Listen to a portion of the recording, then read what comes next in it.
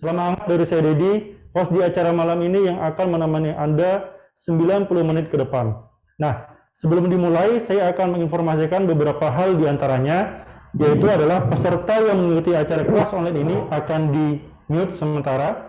Kemudian peserta boleh bertanya ketika narasumber menjelaskan materi dengan menggunakan menu chat atau raise hand untuk bertanya langsung kepada narasumber kami. Dan dapatkan hadiah kaos untuk 3 orang memberikan pertanyaan kepada narasumber kita malam ini. Nah, kemudian di akhir acara, peserta akan dikirimkan Google Form review via chat WA untuk diisi sebagai bahan evaluasi kami untuk acara-acara kelas berikutnya. Oke, supaya tidak terlalu lama saya bercuap-cuap, nah saya berikan langsung waktu dan kesempatan kepada Beli Nyoman Arya Suwartawan untuk memulai kelas toy fotografi. Waktu dan kesempatan saya berikan kepada Om Nas. Oke, Sobat Sinar, selamat malam dimanapun berada. Nah, perkenalkan nama saya Nyoman Arya Suwartawan. Nah, di media sosial saya singkat nama saya dengan Nas. Karena saya berasal dari Bali, saya tambahi dengan Bali, jadi Nas Bali. Nah, pada kesempatan malam ini, Sobat Sinar, bisa saya ajak sharing berbagi ilmu tentang tulis fotografi. Nah, pertama-tama di masa PPKM ini bukan berarti kita harus berdiam diri di rumah saja. Berarti seperti saya sendiri, saya melakukan hal yang positif, yaitu dengan memotret sebuah tulis diaplikasikan dalam sebuah karya seni. Nah, apa itu tulis fotografi? Mungkin Sobat Sinar bertanya-tanya, apakah semua tulis itu bisa dipakai untuk fotografi? Ya, seharusnya sih semua tulis itu bisa dipakai, tergantung daripada implementasi yang akan kita lakukan di lapangan. Tapi yang melibatkan mainan sebagai modelnya, seperti yang sudah ada saya display di atas meja ini. Ini beberapa sampel yang nantinya akan kita foto nanti, dan saya akan berbagi sharing bagaimana triknya untuk memotret beberapa diecast atau figur-figur tersebut. Di dalam pemotretan nanti, skala ada berbagai macam. Ada 3 skala sih yang biasanya umum digunakan, seperti ini skala HO yang atau 1:87. Ini bisa diperbandingkan tadi yang saya bilang itu skala 64, ini seperti ini, perbandingannya dengan 87 seperti ini. Kurang lebih seperti ini. Dan yang satu lagi skala N. Skala N itu perbandingannya seperti ini, lebih kecil. Apa yang perlu diperhatikan di dalam memotret sebuah toys atau mainan?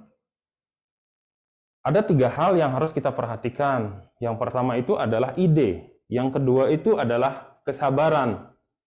Yang ketiga ini adalah pencahayaan. Selanjutnya, kenapa saya memilih ide yang paling pertama? Di dalam lingkungan kita atau mainan kita, terus yang mendukung semuanya, makanya kita perlu yang awal itu adalah sebuah ide. Seperti foto pertama ini, ketika saya sedang lagi ngopi, santai ngopi, membuat suatu konsep kancing baju dengan warna-warni sebagai kebun yang menghiasi daripada kiri dan kanan dalam sebuah acara. Konsep-konsep untuk memotret sebuah tulis. Kalau kita memang awal sudah tidak ada ide membuat sebuah konsep, kita akan pasti berpikir, ini mau diapain ya? Terus ini seperti apa? Nah, itulah pentingnya adalah sebuah ide dalam membuat sebuah konsep di dalam tulis fotografi. Yang kedua itu adalah kesabaran. Nah, kesabaran di sini yang saya dapat adalah, pertama itu, ketika kita menempelkan sebuah figur yang sekecil ini, kalau skala 1:87 atau dikenal dengan skala HO, dia itu memiliki ukuran kurang lebih sekitar 2 cm. Kenapa kita harus sabar?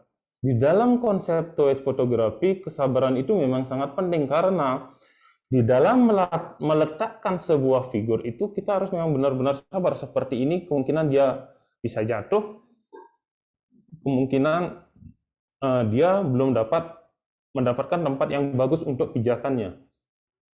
Mengkonsep sebuah dua garpu yang diletakkan di atasnya sebuah telur, dan ini dua figur itu memang benar-benar harus punya konsentrasi yang tinggi dan kesabaran tinggi untuk melakukan sebuah hal seperti ini.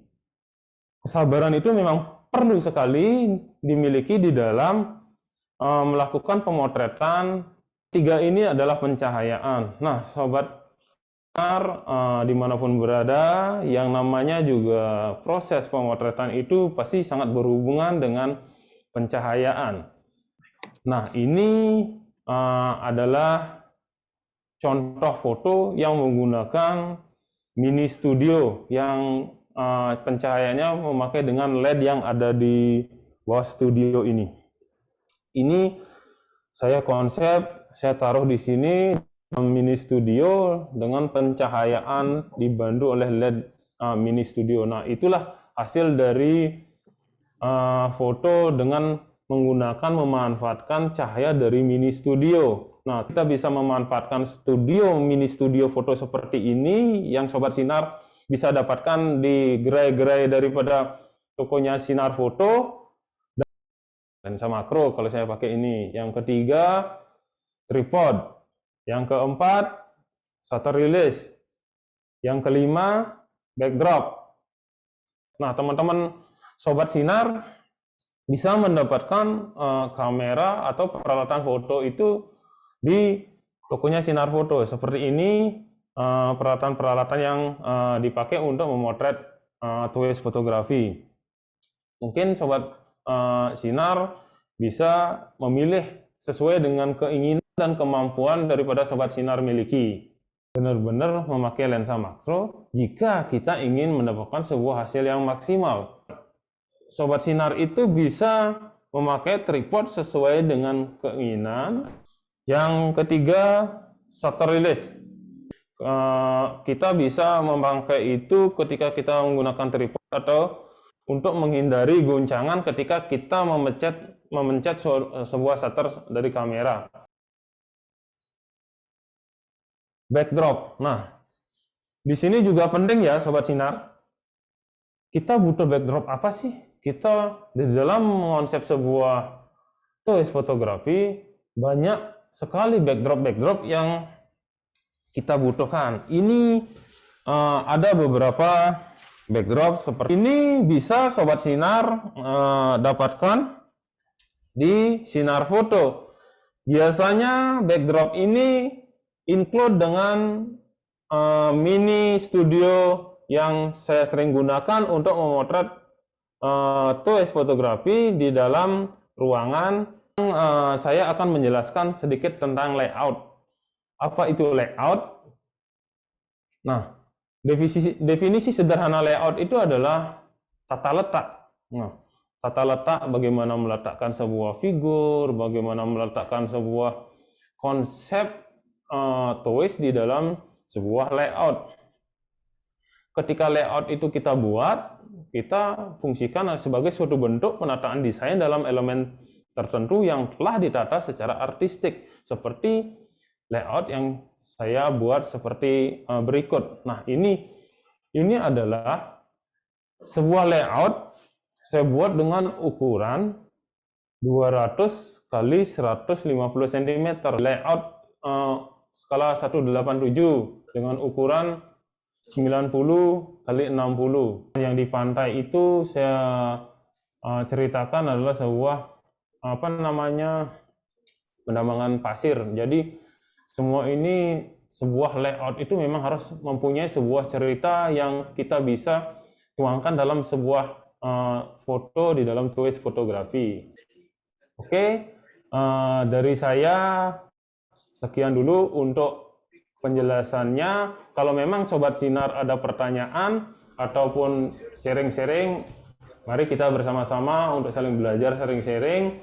Jadi saya akan mempersilahkan jika ada pertanyaan atau kita sharing bersama untuk memajukan atau mengenal lebih dalam lagi dengan tulis fotografi. Silakan Sobat Sinar. Oke, terima kasih Bli Arya.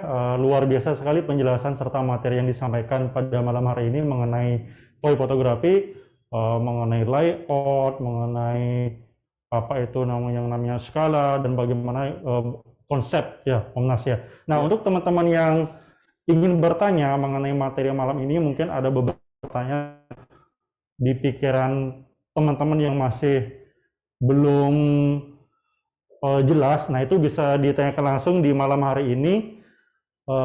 Dan untuk pertanyaan terbaik, kita akan berikan 3 kaos by Tiastika untuk teman-teman malam hari ini. Oke, silakan untuk teman-teman yang mau bertanya. Bagaimanakah cara menentukan angle dari kamera sehingga objek dari toy itu sendiri menjadi terkesan hidup? Kalau menurut saya, bagaimana menentukan angle? Yang pertama itu kita atur posisi dulu figur kita dengan background atau enggak yang dipakai untuk pemotretan. Biasanya kita akan sejajarkan antara objek yang akan kita foto dengan kamera kita, jadi searah mata memandang. Nah, dengan seperti itu kita akan bisa melihat atau enggak menghasilkan sebuah foto yang memang benar-benar orang itu menikmati di dalam hasil daripada foto tersebut. Seperti itu. Apakah foto toys fotografi itu harus memperlihatkan perbandingan suatu objek, sehingga orang akan tahu seberapa besar skala perbandingan antara item toys itu dengan objek pembanding? Kalau memang untuk ukurannya, kita sebaiknya memang harus ada perbandingan di sampingnya, bahwa itu menandakan bahwa benar figur ini kecil, terus diecast ini kecil gitu loh. Jadi dengan perbandingan seperti apa? Kita sebuah konsep seperti ini, kita memakai pinset. Jadi orang tahu, memang benar figur ini memang kecil, dan pinset skala 1:1 ini bisa membandingkan antara figur dengan pinset yang kita buat untuk men-setting sebuah tulis fotografi. Itu Om. Oke, pertanyaan berikutnya dari Siam. Masalah edit fotonya sebatas apa ya? Saya biasanya mengedit hanya sekedar penambahan brightness, penambahan kontras, atau kadang sharpness itu saya turunin atau brightness-nya turunin, sebatas seperti itu aja. Saya kembalikan ke pembawa acara hari ini, Om Deddy. Silakan Om Deddy. Oke, terima kasih Pak Mul dan rekan-rekan semua yang sudah mengikuti acara Tulis Fotografi bersama Nas Bali. Nah, tadi saya sudah sempat mengirim form feedback untuk acara ini, di mana teman-teman bisa langsung mengisinya. Nah, itu fungsinya adalah untuk kami sebagai Sinar Foto untuk bahan evaluasi kelas-kelas berikutnya. Seperti itu teman-teman. Jadi nanti untuk form feedback itu bisa diisi setelah acara ini selesai. Nah, saya tadi ada info untuk 3 pemenang terbaik. Nah, tapi sebelum saya informasikan 3 pemenang terbaik, sebaiknya kita foto bareng dulu Pak Mul. Ya, 3 penanya terbaik maksudnya. 3 penanya terbaik. Oke, baik teman-teman sekalian, untuk foto bersama, saya mohon untuk dinyalakan semua videonya. Ayo, pasang wajah-wajah gantengnya. Oke, nah siap. Kesempatan langka nih bisa foto sama Om Nyoman, Arya Wartawan. Yes, teman-teman kalau ke Bali nanti silakan main ke Sinar Foto, bisa kontak juga dengan Om Nyoman ya. Oke, kita akan foto bersama ya. Ya, sebentar. Ayo dinyalakan, masih ada yang belum nyala kameranya. Lia, Pak Ian, Om Ari yang Ini lagi susah nih. siap. Oke, siap-siap ya semuanya. 1, 2, 3. Oke, terima kasih. Silakan lanjut, Dedi. Oke, sekarang saya akan umumkan 3 pemenang untuk penanya terbaik. Ada Muhammad Solin Alidi, kemudian Freddy Tirto, dan Putu Graheni Asih. Saya ulangi lagi, Muhammad Solid Alidi, Freddy Tirto, dan Putu Graheni Asih. Oke, selamat untuk para pemenang. Untuk posnya itu akan kami kirim ke tempat masing-masing. Oke, akhir kata saya ucapkan terima kasih dan maaf sebesar-besarnya apabila ada perkataan yang tidak berkenan di hati para peserta. Salam sehat selalu untuk kita semua Sobat Sinar. See you next time.